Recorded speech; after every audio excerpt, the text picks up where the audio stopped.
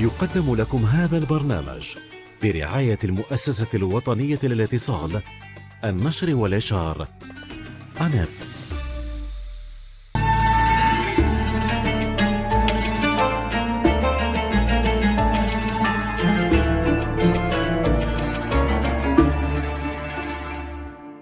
بسم الله الرحمن الرحيم. الحمد لله رب العالمين، وصلى الله على سيدنا محمد وعلى آله وصحبه والتابعين، وبعد. أيها الملأ الكريم، السلام عليكم ورحمة الله وبركاته. Nous avons vu lors de notre dernière séance comment le messager de Dieu alayhi salatu wassalam faisait en sorte pour que les capacités intellectuelles et les capacités tout court de ses compagnons se développent. Nous disions que c'était un faiseur de talent. Lui-même parle de ses compagnons et cite pour chacun d'entre eux un signe distinctif, une capacité à faire quelque chose. Elle peut être d'ordre moral, elle peut être spirituelle, comme elle peut concerner un domaine de connaissance. Il arrive à Zayd ibn Thabit, il dit « Wa afraduhum Zaydu ». Le plus expert en termes de succession, c'était Zayd. Wa a'lamuhum bil halal wal haram, le plus connaisseur d'entre eux en termes de licite et d'illicite, c'était Mu'adh ibn Jabal, radiyallahu anil jami'a.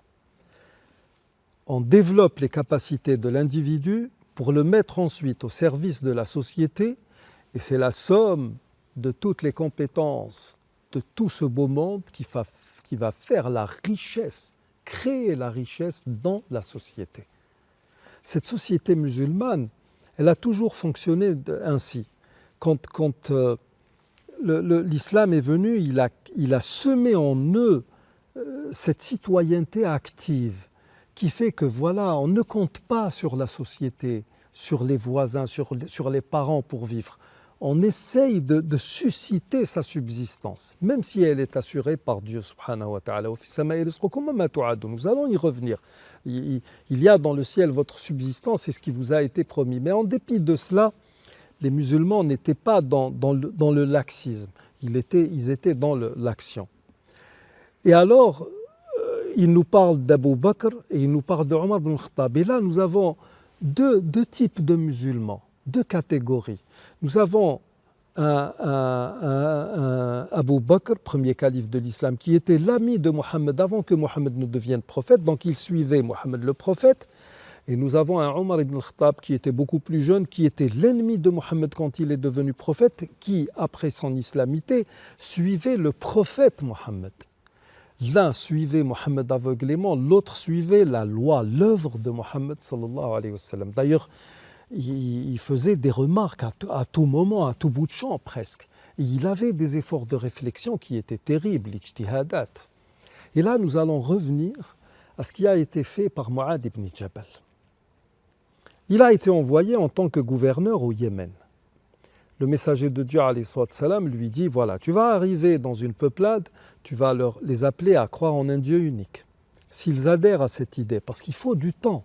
On ne peut pas venir et imposer les choses comme ça a été fait dans cet endroit même par un certain Lavijri qui est venu. Non, voilà, nous amenons la religion du Christ. Là où il y avait des massacres, des enfants étaient pris, ils étaient mis dans des orphelinats et ils étaient forcés, qu'on le veuille ou non, à devenir de bons petits chrétiens. Non, tu les appelles au monothéisme. S'ils adhèrent, tu leur dis, voilà, Dieu a prescrit pour vous 5 prières durant le jour et la nuit. S'ils y adhèrent, tu leur dis que Dieu leur ordonne de s'acquitter d'une aumône légale une fois par an avec telle et telle condition.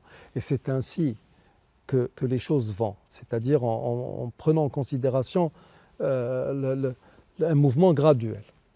Ensuite, et il lui dit, bon, maintenant, comment vas-tu régler les affaires? Il lui dit, je me fie au livre de Dieu. Si tu ne trouves pas dans le livre de Dieu, je me fie à la tradition de son messager, ce que je connais de lui.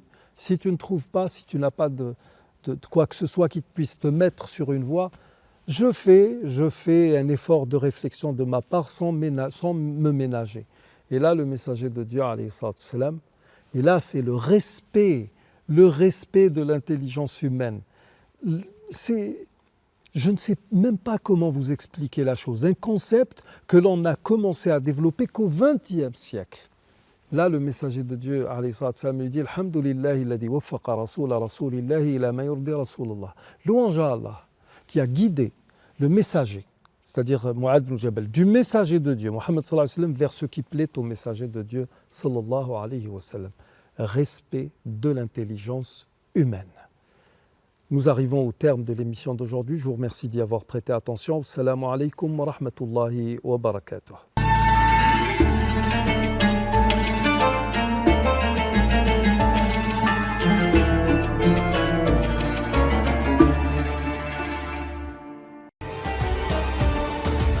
قدم لكم هذا البرنامج برعاية المؤسسة الوطنية للاتصال، النشر والإشعار، أناب.